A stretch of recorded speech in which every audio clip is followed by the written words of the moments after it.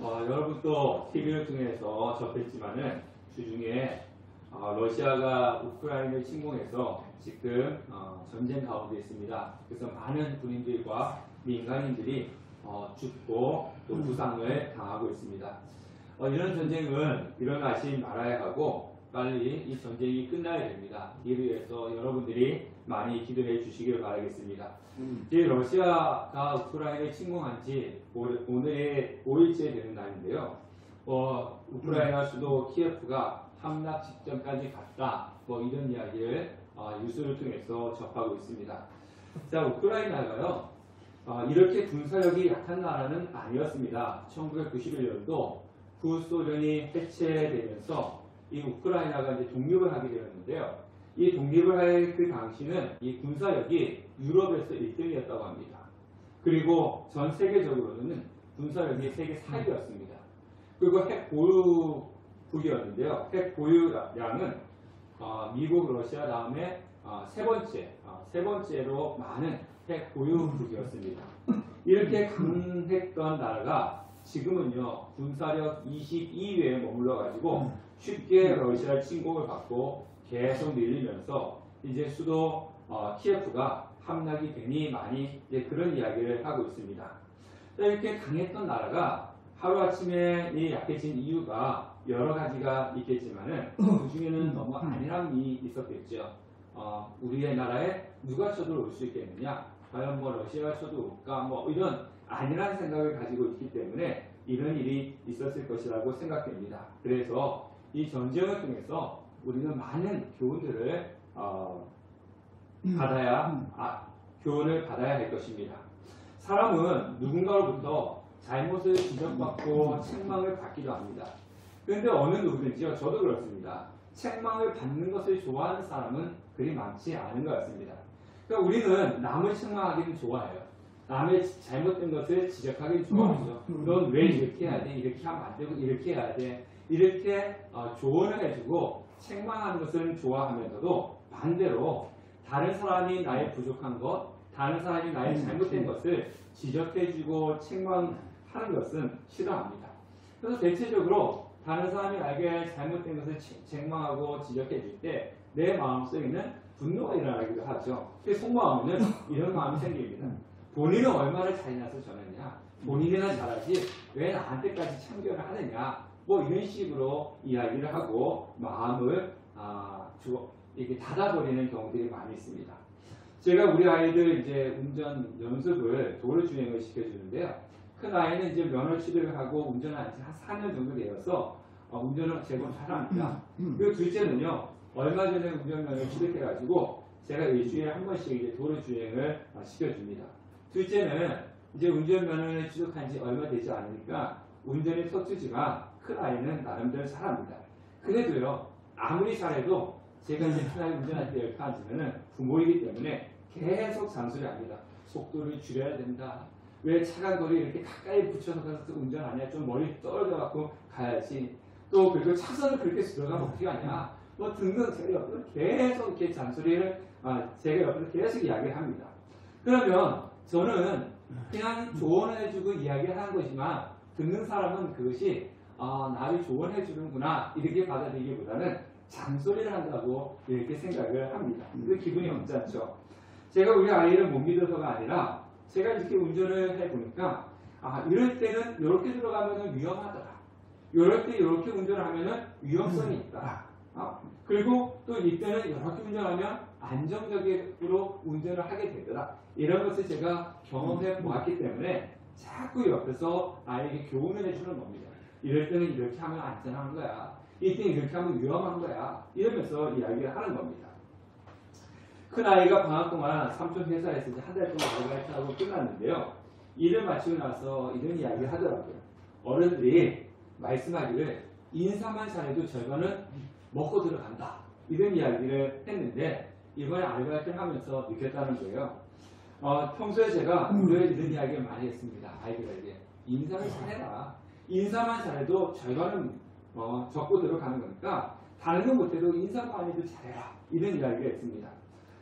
제가 계속 처음에는 어릴 때부터 이야기했으니까 알았다라고 했지만 커서도 계속 이야기하니까 이제 아이들이 듣기 싫어하는 거. 계속 그런 얘기 한다고 똑같은 얘기 한다고 듣기 싫어했습니다.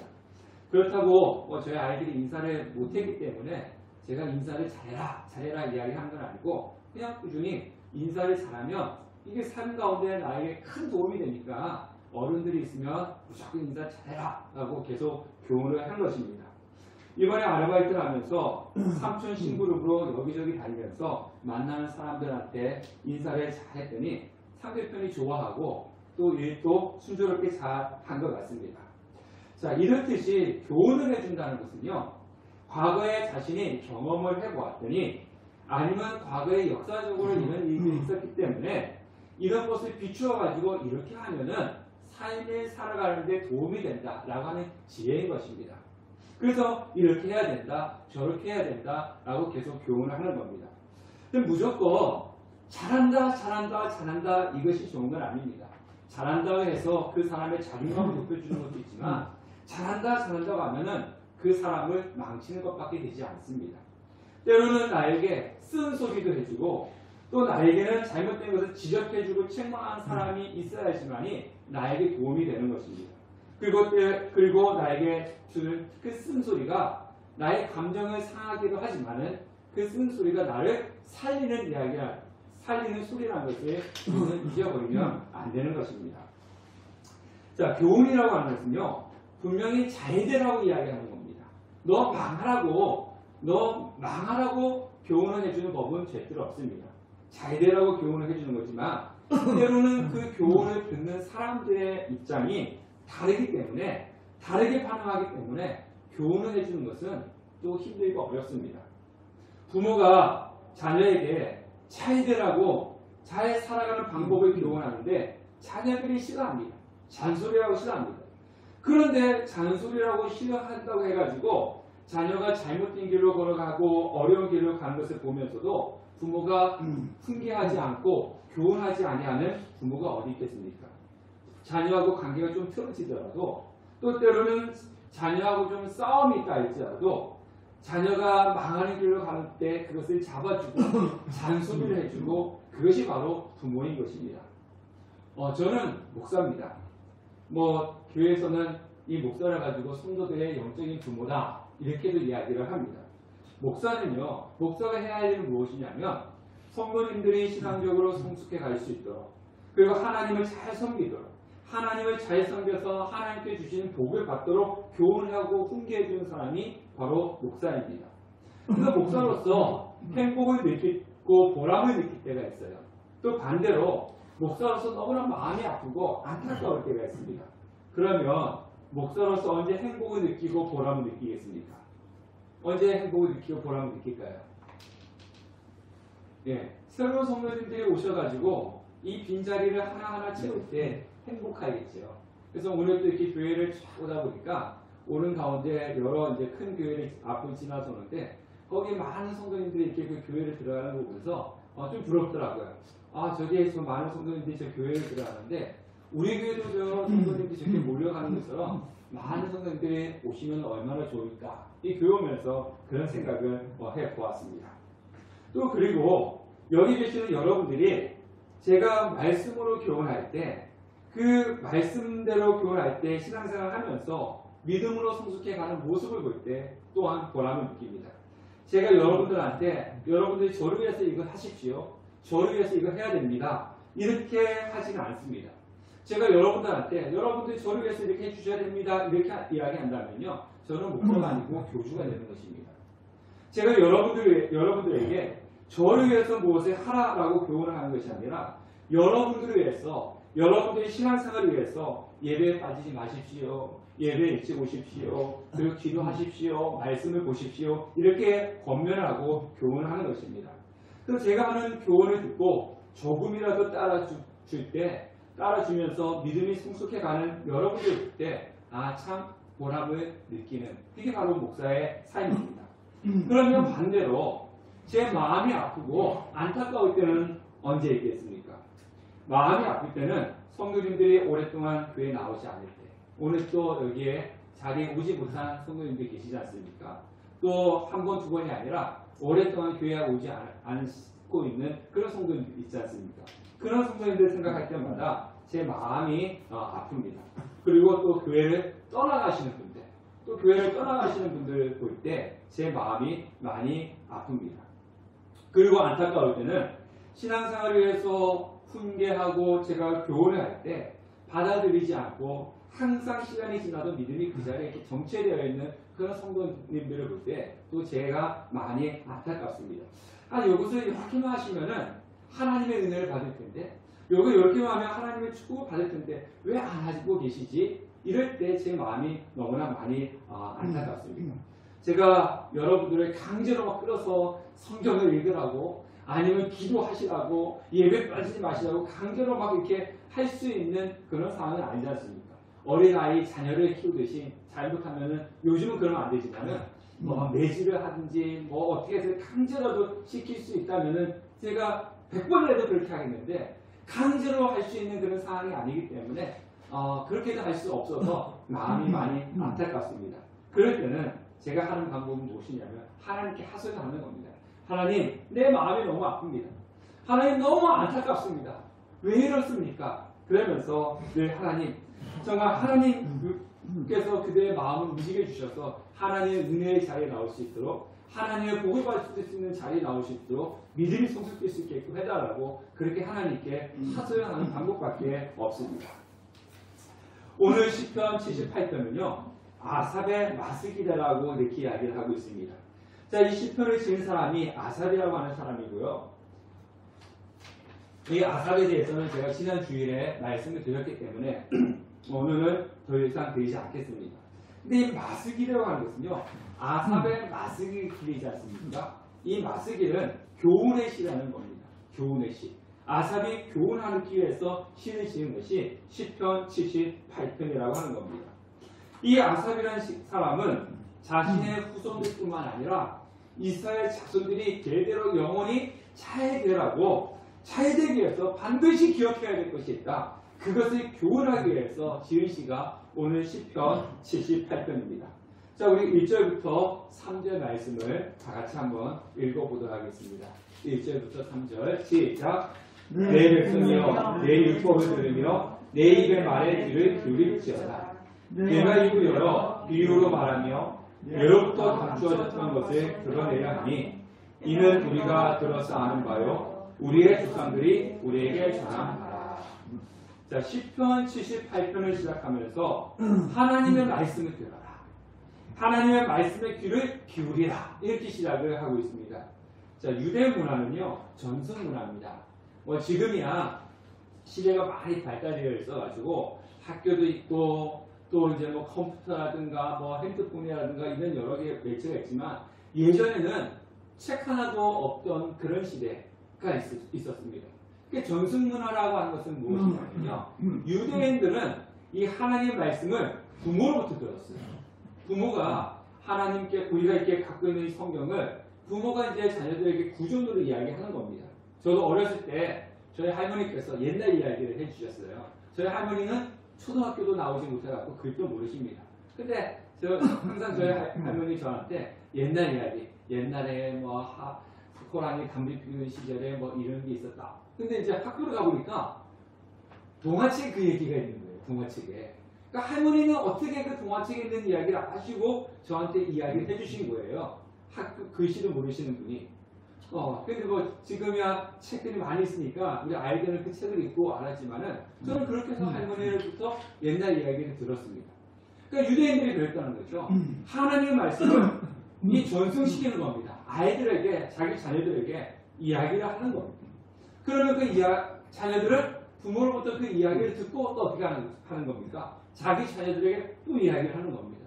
그래서 전승 문화는 부모로부터 말로 통해서 이야기를 듣고 성경을 듣고 또 그것을 자녀에게 전해주고 이게 내려오는 거예요. 그래서 지금은 이 교육이라고 하는 것이 학교 가서 교육을 받고 학원 가서 교육을 받고 또 신앙교육은 교회 와가지고 교육을 받지만 예전에는 유대인들은 이런 부분이 없었기 때문에 신앙교육도 누가 했냐? 부모가 했습니다. 부모가 자녀를 앉혀놓고 하나님의 말씀을 이야기하고 그리고 하나님의 신앙에 대해서 자녀들에게 가르쳤습니다. 그래서 전수문화입니다. 전수문화. 그래서 3절에 보면요. 이는 우리가 들어서 아는 바요. 우리의 조상들이 우리에게 전한 바야. 이 하나님의 말씀을 들어라 라고 하면서 근데 그 하나님의 말씀은 우리가 들어서 알았다. 누구한테 들었겠습니까? 부모한테 들었다. 그러지 않습니까? 우리의 조상들이 우리에게 전한 바야. 들었다는 겁니다. 그래서 들었기 때문에 이 부모가 하나님 내 자신이 부모가 전해주는 말씀을 제대로 듣고 알지 못한다면 자녀들에게 그 하나님의 말씀을 이야기해 줄 수가 없는 거지 않습니까? 그러니까 너희들 들어라. 내가 하나님의 말씀을 똑바로 들어야지만이 자녀들에게 알려줄 수 있다. 그래서 하나님의 말씀에 귀를 기울이라 이야기를 합니다. 그러니까 하나님의 말씀에 귀를 기울이라 하는 이유가 4절에 보니까 말씀처럼 후대에 전하기 위해서라. 그러니까 자녀들에게 전하기 위해서 너 하나님의 말씀 똑바로 들어야 돼. 이렇게 이야기를 하고 있는 거죠.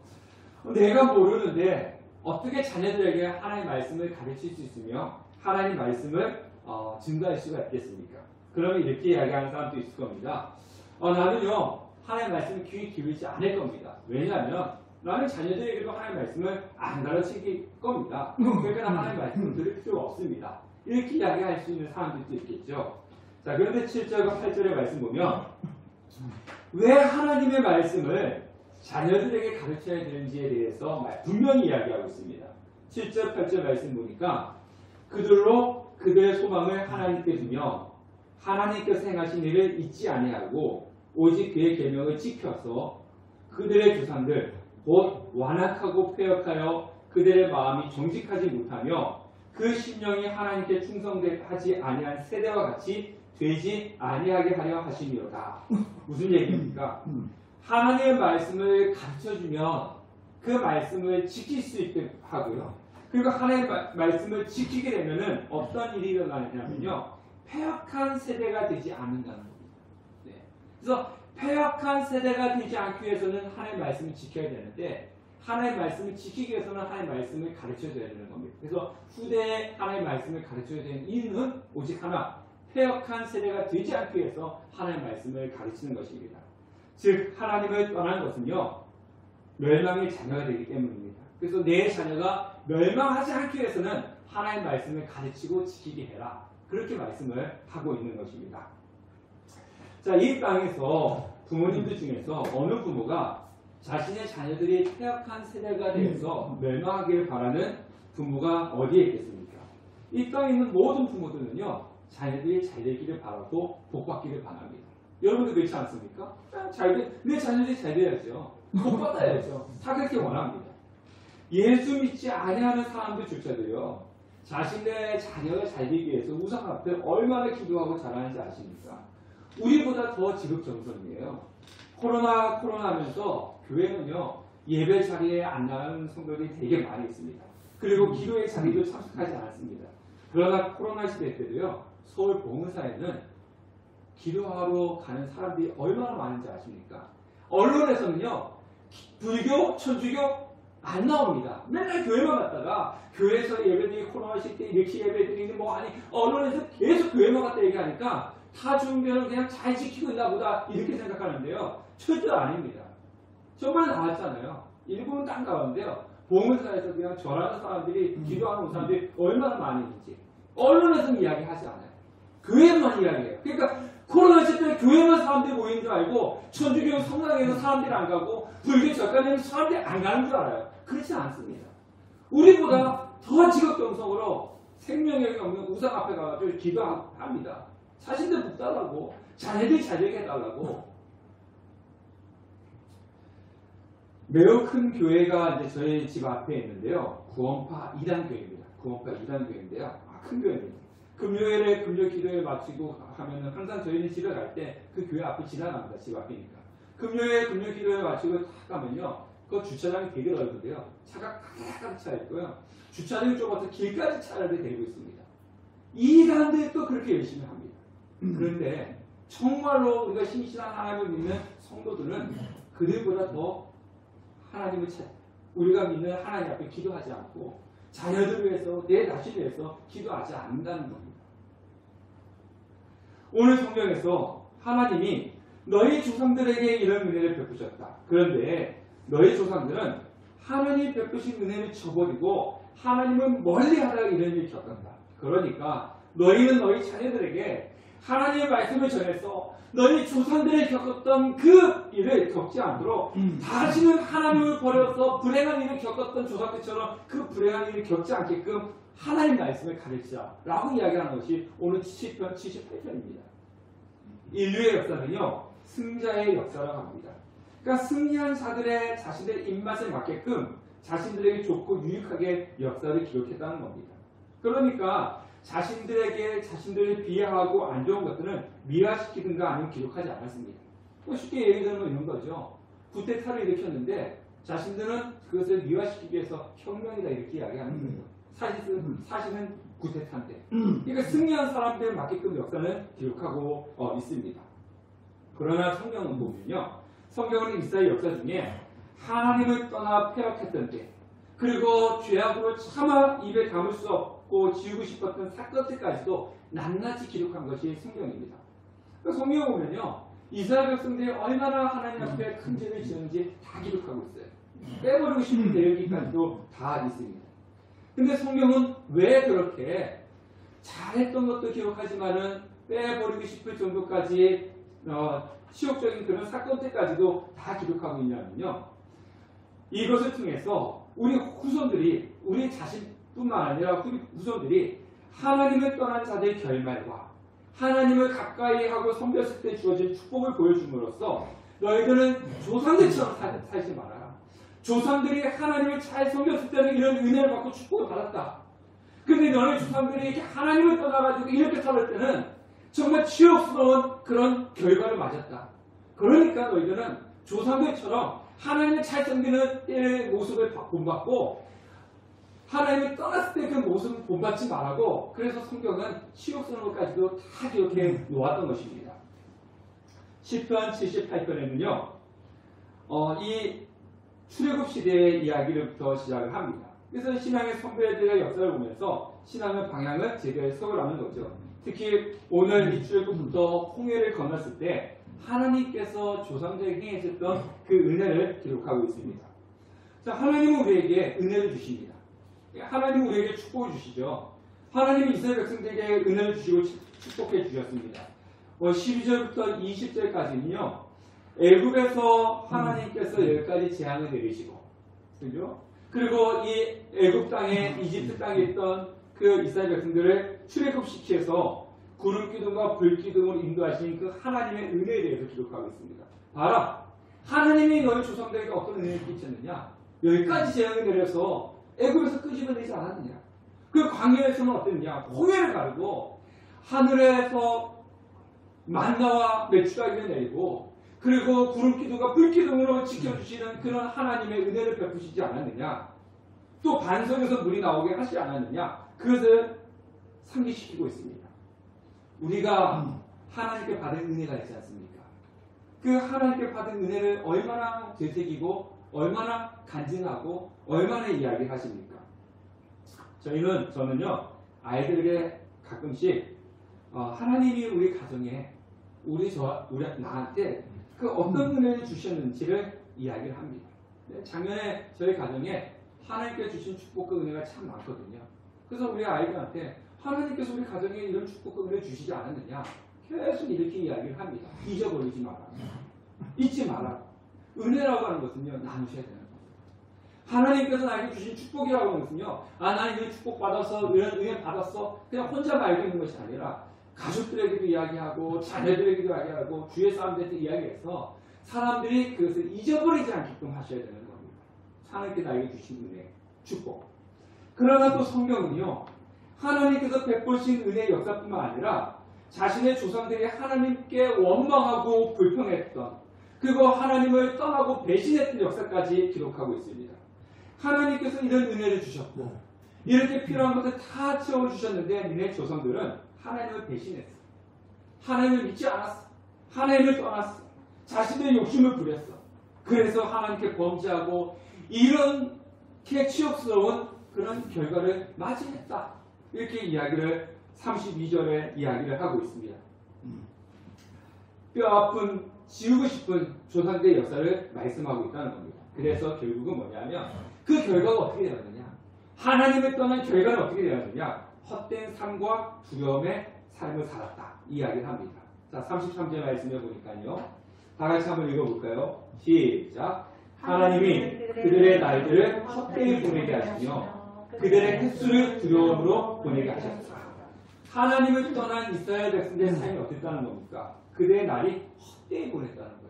또 그들의 횟수가 두려움을 보내게 했다는 겁니다. 우리가 살아가면서 이런 경험을 겪지 않습니까?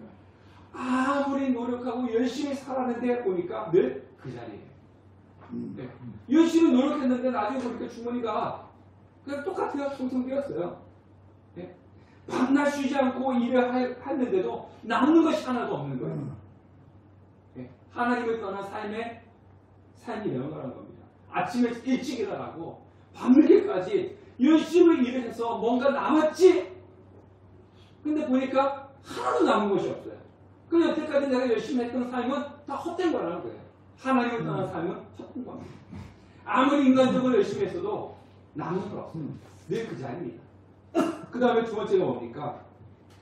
두려움으로 보내게 하셨다. 삶이 두려운 거예요. 늘 불안합니다. 하나님 떠난 삶은요, 불안해요. 내일 어떻게 할지? 내일 뭐 먹고 살지? 10년 뒤는 내 삶이 어떻게 될까? 늘 불안함과 두려움입니다. 예. 이것이 바로 하나님이 없는 삶의 모습이라는 겁니다. 불안하니까 사람들이 어떻게 합니까? 즐거움을 찾아다니잖아요. 죄악에 빠져드는 거잖아요. 그래서 너무 불안하고 두려움이 극하면요, 마약까지 가는 거예요. 그리고 자살까지 가는 거예요. 하나님이 없는 삶의 모습이 바로 그겁니다. 뭔가 다른 것을 통해서 내 욕구를 채우고 싶은데 안 채워지는 겁니다. 늘 불안합니다. 늘 두렵습니다. 그래서 그 삶은 헛된 삶이 되는 겁니다. 그것은 하나님을 멀리하는 성도라 할지라도요, 하나님을 멀리하면 똑같은 삶을 살아갈 수밖에 없습니다. 그래서 성경은 그렇게 이야기하는 겁니다. 너희 조상들이 하나님을 가까이 하지 않고 멀리했더니 삶이 헛됐다. 그리고 두려움과 불안 속에 살았다. 이렇게 이야기합니다. 그런데 그럼에도 불구하고 우리의 연약함을 아시는 하나님은 우리에게 은혜를 베푸시는 하나님이시라는 겁니다. 자, 38절 말씀 보면요. 오직 하나님은 긍휼하심으로 죄악을 덮어주시어 멸망시키지 아니하시고 그의 진노를 여러 번 돌이키시며 그의 모든 분을 다 쏟아내지 아니하셨으니 그들은 육체이며 가고 다시 돌아오지 못하는 바람임을 기억하셨습니다. 우리는 어떤 존재라고요? 연약한 존재라는 겁니다. 수시로 하나님을 찬양하다가도요, 그 찬양하는 입이 하나님을 원망하는 입술로 바뀔 때가 참 많이 있습니다.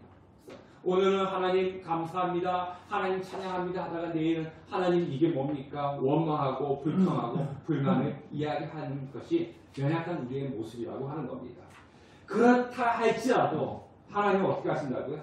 우리의 연약함을 아시는 하나님은 우리에게 필요한 것들을 원대로 채워주시는 분, 그분이 바로 하나님이십니다. 29절 말씀에 이렇게 이야기하고 있습니다. 그들이 먹고 심히 배불렀나니 하나님이 그들의 원대로 그들에게 주셨더라. 하나님이 어떻게 하셨다고요? 이스라엘 백성들이 하나님을 떠나고 원망하고 불평했지만 그들이 원하는 그대로 하나님께서 주셨다라고 이렇게 말씀을 하고 있습니다. 그래서 광야에서 이스라엘 백성들 어땠어요? 목이 마르다. 그래서 하나님께서 물 주니까 물 마시면 안 돼. 좀 있으면 고기가 먹고 싶다. 또 원망합니다. 그래서 메추라기 주시고 또 왜 이러냐 원망하고 불평하고 그랬습니다. 그 이스라엘 백성들의 삶이 늘 그랬어요. 하나님 찬양하다가 하나님 떠났다가 원망하고 불평하고 그랬습니다. 그랬음에도 불구하고 광야에서 하나님께서는요, 한 번도 그들을 굶기신 적이 없습니다. 한 번도 굶기신 적이 없어요. 그리고 한 번도 목이 말라가지고 갈증으로 죽은 적도 없습니다. 그리고 성경에 뭐라고 합니까? 40년 동안 광야 생활했는데 옷이 흩어지지 않았다는 겁니다. 여러분들 입은 옷 몇 년 입으셨습니까? 네. 여러분들 신는 신발 몇 년 신으셨습니까? 40년 동안 입으신 옷이 있습니까? 40년 동안 신는 신발 있습니까? 없잖아요. 40년 동안 옷이 하나도 낡아지지 않았다는 거예요. 네. 하나님이 그런 은혜를 채워주셨다는 겁니다. 늘 불평하고 원망하고 하나님이 있니 없니 애굽으로 돌아가니 많이 막 그랬어도 한 번도 굶은 적이 없고요. 한 번도 저기 갈증 나서 죽은 적도 없고요. 옷이 흩어져 가지고 벌거벗고 다닌 적도 없다는 겁니다. 신발이 떨어져 가지고 맨발로 다닌 적이 없다는 겁니다. 하나님께서 그렇게 채워주셨다는 겁니다. 성도 여러분, 하나님은요 자기 백성들 우리를 보살피시고 필요하다면 원대로 주신다는 그 사실을 반드시 기억하시길 바라겠습니다. 단지 하나님이 우리에게 원하시는 것은요, 하나님의 말씀을 듣고 이스라엘 백성들의 조상들이 하나님을 배반하고 떠나고 살았을 때 그 어려운 시간들, 하나님을 떠났을 때 그 헛된 시간들, 늘 두렵고 불평과 원망으로 살았던 그 시간들을 겪지 않기를 바라시는 거예요. 저도 그렇고 하나님이 우리한테 너의 믿음의 조상들이 정말 이스라엘 백성들이 하나님께 그렇게 채워주신데도 불구하고 하나님을 떠나서 그때 40년이라는 삶이 헛됐잖아. 매일매일 살아가는 삶이 어땠어? 밤에 잠을 자지도 못하고 내일은 무엇을 먹을 수 있을까? 내일은 내가 어떻게 살아가지? 내 두려움과 불안 속에 살았지 않냐? 너희들은 하나님 말씀을 듣고 하나님을 가까이해서 그렇게 살지 마라. 두려움과 불안 속에 살지 말고 노력을 했으면 열매를 따야지. 노력을 했는데 왜 하나도 남기지 않고 헛된 모습으로 살아가느냐? 그런 삶을 살지 마라. 이것을 하나님께서 우리에게 말씀하고 계시는 것입니다. 그래서 끊임없이 말씀을 통해서 교훈하시는 겁니다. 하나님은 우리에게 원대를 주시기를 원하십니다. 그리고 가까이 함이라, 하나님을 가까이 함이라고 가까이 함이 복이라고 말씀하신 것처럼 죄를 멀리하고 신앙의 게으름으로 하나님을 멀리하고 하지 말고 하나님을 늘 찾으라고 말씀하고 있습니다. 그러면 하나님은 나는 너희를 만날 준비가 되어 있고 그리고 축복하실 준비가 되어 있다고 항상 우리에게 말씀을 하고 계시는 것입니다. 결론은요, 하나님은 이스라엘 백성들의 필요를 채우시고 땅을 주심으로 이스라엘과 맺은 약속을 신실하게 지켜주셨습니다. 그런데 이스라엘 백성들은 완고하고 폐역해서 하나님을 떠나고 불순종하며 하나님께 심판을 받는 그런 결말을 맞이했습니다. 그래서 그 죄를 반복하지 마라. 그 죄를 반복하지 마라. 하나님의 은혜 속에만 거하라고 우리에게 끊임없이 말씀을 하고 계시는 것입니다. 사랑하는 성도 여러분, 여러분들을 사랑하는 목사로서 말씀드립니다. 하나님을 가까이 하십시오. 하나님의 말씀을 가까이 하십시오. 그리고 늘 하나님께 간구하고 기도하십시오. 그것이 바로 하나님의 은혜를 받는 비결이고, 그리고 내가 하나님의 축복 속에 거하는 비결이고, 나의 자손들이 하나님의 축복 속에 거하는 비결이라는 것입니다. 하나님을 가까이 함이 복입니다. 하나님을 멀리하면 삶 가운데 헛된 삶, 헛된 시간, 그리고 늘 두려움과 불안 속에 살아갈 수밖에 없습니다. 하나님을 가까이 하십시오. 말씀을 가까이 하고 늘 하나님 앞에 간구하고 기도하시면서 하나님께서 부어주시는 은혜의 복을 누리는 그런 우리 성도님 되시기를 주님의 이름으로 축원합니다.